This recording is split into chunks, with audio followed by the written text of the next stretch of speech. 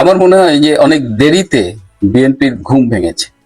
আজকে বিএনপির একটি প্রতিনিধি দল গিয়েছিল নির্বাচন কমিশনে এবং সেখানে নির্বাচন কমিশনারদের সাথে তাদের বৈঠক হয়েছে। সেই বৈঠক শেষে তারা সাংবাদিকদের সাথে কথা বলেছে। আমরা কিন্তু অনেক আগে থেকেই বলছিলাম যে এবার জামাত টার্গেটেড সিটে অ্যাবনর্মাল ভোটার মাইগ্রেশন করিয়েছে। তার মানে ধরেন একটা বাড়িতে 4-5 জন ভোটার থাকে, কিন্তু এবার দেখা গেছে যে কোনো কোনো ঠিকানায় মানে স্পেসিফিক আসনে ধরেন 150 আসন বা এরকম আসনে এক এক ঠিকানায় 200-300 ভোটার। তখন আমরা বলেছি যে জামাত টার্গেট করেছে এবার 160 বা 70টা আসন এবং বাকি 130টা আসনের যে তাদের যে ক্যাডার ছিল সেই ক্যাডারদের এই 160-70 আসনে নিয়ে এসেছে এবং সেটা এতদিনে বিএনপি লক্ষ্য করেছে। আমরা কবে থেকে বলছি এটা, আমি নিজেও এটা বহুবার বলেছি, কিন্তু it is already too late. আমি জানি না এটা বিএনপি কেমনে ম্যানেজ করবে। এবারে নির্বাচনে লোকাল পর্যবেক্ষকের সংখ্যা 55,000 ছাড়িয়ে গেছে। তার মধ্যে একটা মাত্র এনজিও, সেই এনজিও থেকে আপনার অবজারভার হয়েছে peoples association for social advancement, সেখান থেকে অবজারভার হচ্ছে 10,559 একটা এনজিও। আর এবার এত বেশি নামকা বস্তে সংগঠন থেকে এই নির্বাচন পর্যবেক্ষণ করা হচ্ছে, এটাই তো একটা বিশাল সন্দেহের উদ্রেক করতেছে। বিএনপি আমি জানি না এগুলো তাদের যারা নির্বাচন পরিচালনার সাথে জড়িত তারা এগুলো আদৌ খোঁজ রাখছেন কিনা।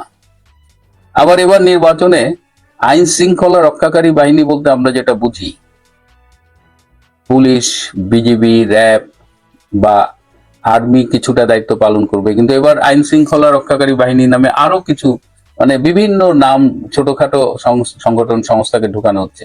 স্কাউটরা থাকবে, বিএনসিসি যে ন্যাশনাল ক্যাডেট কোর তারা থাকবে। তো এগুলো তো সাধারণত থাকে না, কিন্তু এগুলো জামাত যেভাবে ডক্টর ইউনূস প্রশাসন সব মিলে যে একটা ইলেকশন ইঞ্জিনিয়ারিং করার চেষ্টা করছে, এটা তার একটা অংশ। এছাড়া প্রত্যেকটা আসন কেন্দ্রিক শান্তি কমিটি গঠিত হচ্ছে। এই শান্তি কমিটি বললেই তো আমাদের 71-এর রাজাকারদের কথা মনে পড়ে, যে তারা এই শান্তি কমিটিগুলো গঠন করেছিল। এই জামাত, এই পাখানাদার বাহিনী এরা মিলেই তো এই রাজাকার মুসলিম লীগের এদের দিয়ে কিন্তু শান্তি কমিটি হয়েছিল। তো এবার নির্বাচনে সেই শান্তি কমিটি হবে। তাহলে নির্বাচন এমনিতেও আওয়ামী লীগ নাই, 50% নাই, সুতরাং এই নির্বাচন বিতর্কিত। এই নির্বাচন একেবারে যে সার্বজনীন গ্রহণযোগ্য নির্বাচন হবে সেই সুযোগ তো নাই। তারপরেও যা হচ্ছে সেখানে জামাত তার মতো করে ইলেকশন ইঞ্জিনিয়ারিং করছে। আর বিএনপি মোটামুটি এই 17 মাস ব্যস্ত ছিল, টেম্পু স্ট্যান্ড, চাঁদাবাজি, নির্যাতন, ধর্ষণ, যা যা করা যায় এগুলো করছে, মিথ্যা মামলা বাণিজ্য। এখন তাদের কথাবার্তা ব্যবসা দেখলে মনে হয় তারা ক্ষমতায় চলে গেছে, কিন্তু তলে তলেতে জামাত একেবারে গোড়া কেটে দিচ্ছে সেই হুঁশটা নাই। এই যে একটা গণভোট হবে, এই গণভোট নিয়ে বিএনপির অবস্থান কি? বিএনপির এক এক নেতা এক এক রকম কথা বলেন। আবার তারেক রহমান বললেন হ্যাঁ ভোট দিতে হবে। প্রশ্ন উঠছে যে তিনি এতদিন বলেন নাই, এখন কিসের ভয়ে কিসের চাপে তিনি হ্যাঁ ভোটের কথা বলছেন? এই গণভোটের কি অবস্থা? গণভোটের ব্যালট এখন মুদি দোকানে পাওয়া যাচ্ছে। এই স্ক্রিনে দেখেন, এই ব্যালটটা আমাকে ঢাকা থেকে একজন পাঠিয়েছে যে মুদি দোকানে ব্যালট পাওয়া যাচ্ছে। তো গণভোট এর রেজাল্ট কি হবে আপনারা বুঝতে পারতেছেন? সে শুধু যে গণভোট ইঞ্জিনিয়ারিং হবে এমন তো কোনো কথা নেই। জামাত তো তার মতো করে এই সংসদ নির্বাচনও ইঞ্জিনিয়ারিং করবে এবং কারচুপিগুলো এত ওয়েল প্ল্যান্ড, মেটিকুলাসলি প্ল্যান্ড বলা যায় যে বিএনপি এমনিতেই বোঝা যাচ্ছে যে অনেক দেরিতে ঘুম ভাঙছে। কিন্তু আরো সমস্যা আছে যে বিএনপির 75টা আসনে বিদ্রোহী ক্যান্ডিডেটরা ফাইট করতেছে। তার মধ্যে অনেক আসনেই কিন্তু তারা বিএনপির ক্যান্ডিডেটের পরাজয়ের কারণ হবে। আমার সাথে এরকম বিদ্রোহী বেশ কিছু ক্যান্ডিডেটের পরিচয় আছে, যোগাযোগ আছে। তো গত 17 মাসে এরা একজন 100-200 কোটি টাকা ইনকাম করছে, এই ইলেকশনে 10-20 কোটি টাকা খরচ করতে এদের গায়ে লাগতেছে না।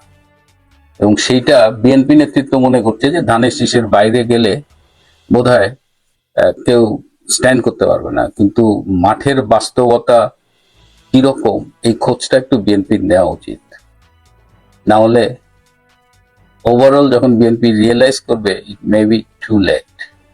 গণভোট নিয়ে নিশ্চয়ই তুঘলকি সব কাণ্ড ঘটে চলেছে। এই ভোটকে কেন্দ্র করে দেশের বিশাল একটি জনগোষ্ঠীর মধ্যে নানান ধরনের সংশয়, সন্দেহ, নানান ধরনের বিতর্ক, প্রশ্নের জন্ম নিয়েছে। অবশ্যই একই সঙ্গে উদ্বেগেরও সৃষ্টি হয়েছে যে এটির পরে যদি হ্যাঁ জয়যুক্ত হয় তাহলে আসলে সরকার কি করতে চাচ্ছে। আবার নিশ্চয়ই একটি অংশ মনে করে যে এখানে আশাবাদী তার জায়গা রয়েছে। আসলে কি হতে যাচ্ছে এটি জানার জন্য, বোঝার জন্য আমি একটি জরিপ চালিয়েছিলাম মানচিত্র চ্যানেলে, যেখানে প্রশ্ন ছিল গণভোটে আপনার অবস্থান কি, কি হতে যাচ্ছে বুঝতে পারাটা খুবই জরুরি। আপনি কোন পক্ষে? এখানে অপশন ছিল তিনটি: হ্যাঁ ভোটের পক্ষে, দ্বিতীয়ত না ভোটের পক্ষে, তৃতীয়ত আরো একটি অপশন ছিল ভোট কেন্দ্রেই যাব না। সেটিতে কত পার্সেন্ট ভোট পড়ে এই জরিপে? এখানে ভোট পড়েছে, কাস্টিং হয়েছে ৪৫,৩০০ ভোট। একেবারে হেলাফেলা করার মতো নয় নিশ্চয়ই। এবং কমেন্ট পড়েছে শত শত, লাইক পড়েছে হাজার হাজার। সবচেয়ে বড় বিস্ময়কর ব্যাপার হচ্ছে যেই জিনিসটি ৩ নম্বরে দিয়েছি, ভোট কেন্দ্রেই যাব না, সেখানে কাস্টিং এর হার ৬০%। অর্থাৎ ৪৫,৩০০ ভোটের মধ্যে ৭,১৮০টি ভোট পড়েছে ভোট কেন্দ্রেই যাব না এই অপশনে। আর না ভোটের পক্ষে কাস্টিং এর হার ৩০%, অর্থাৎ মোট ১৩,৫৯০ জন না ভোটের পক্ষে অবস্থান নিয়েছেন। আর ৪৫,৩০০ ভোটারের মধ্যে এখানে হ্যাঁ ভোটের পক্ষে অবস্থান নিয়েছেন মাত্র ১০% মানুষ, অর্থাৎ ৪,৫৩৩ জন। তাহলে যদি আমরা হিসাবটা এমন করি, লক্ষ্য করার মতো বিষয় যে ভোট কেন্দ্রেই যাব না যারা এই অপশনে ভোট দিয়েছেন আর নাতে যারা ভোট দিয়েছেন, এই দুটি মিলে হিসাব পরে হচ্ছে প্রায় ৪১,০০০, ৩৫,৩০০ ভোটের মধ্যে, আর হ্যাঁ মাত্র ৪,৫৩৩। বুঝতে পারছেন কি অবস্থা দাঁড়িয়েছে। আমি এখানে খুব বেশি বিশ্লেষণ করব না, নিজের মতো করে যারা ভোটাররা, সম্মানিত ভোটাররা ভোট দিয়েছেন, এখানে অংশ নিয়েছেন, তাদের কিছু কমেন্ট, হাতে গোনা কিছু কমেন্ট পড়ে শোনাতে চাই। নিশ্চয়ই বোঝা যাবে যে এই ভোটের পক্ষে বিপক্ষে কারা কি বলছেন। যারা বিপক্ষে বলেছেন তাদের প্রায় সবকটি আমি এখানে তুলে নিয়ে এসেছি হাতে গোনা, আর যারা এটির বিপরীত অবস্থান নিয়েছেন সেখানে শত শত, প্রায় ৮০০ মতন ব্যক্তি কমেন্ট করেছেন। তো তার মধ্যে বাছাইকৃত কিছু কমেন্ট বা তাদের ধারণা আপনাদের সামনে তুলে ধরি, কি মনে করছে তারা এই গণভোটকে কেন্দ্র করে কি হতে যাচ্ছে।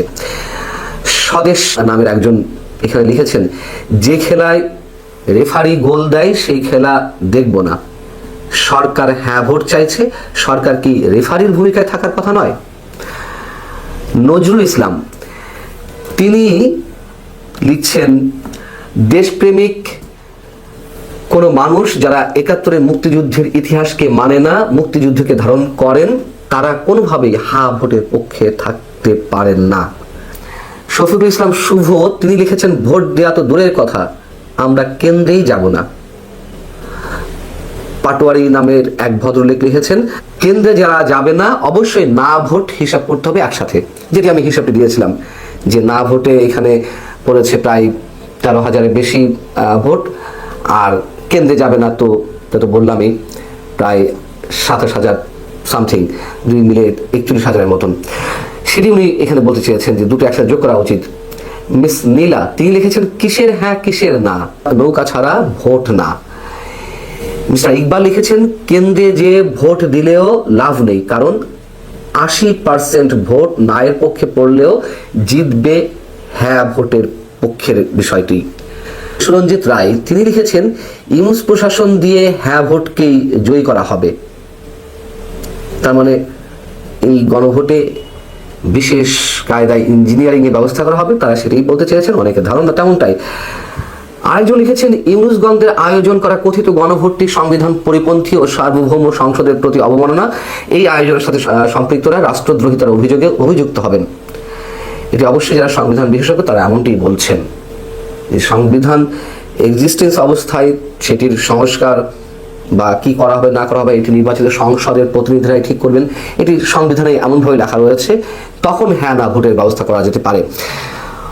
মঞ্জু দেওয়ান তিনি লিখেছেন, আমার স্ত্রীকে আমি ভোট কেন্দ্রে যেতে দেব না। ভাই আপনি যাবেন কিনা সেটা তো বললেন না। যাই হোক, ইমতি মোহাম্মদ, তিনি বলেছেন যাওয়ার ইচ্ছে নেই ভোট কেন্দ্রে, তবে এটা বলতে হবে আগেই ভালো ছিলাম, এদের কাছে যেমনটি আশা করেছিলাম সেটা এখন 0%।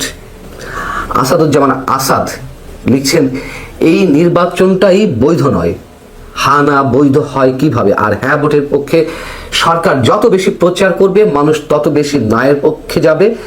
ইউনুসকেই কেউ পছন্দ করে না, তার কথায় কে ভোট কেন্দ্রে যাবে?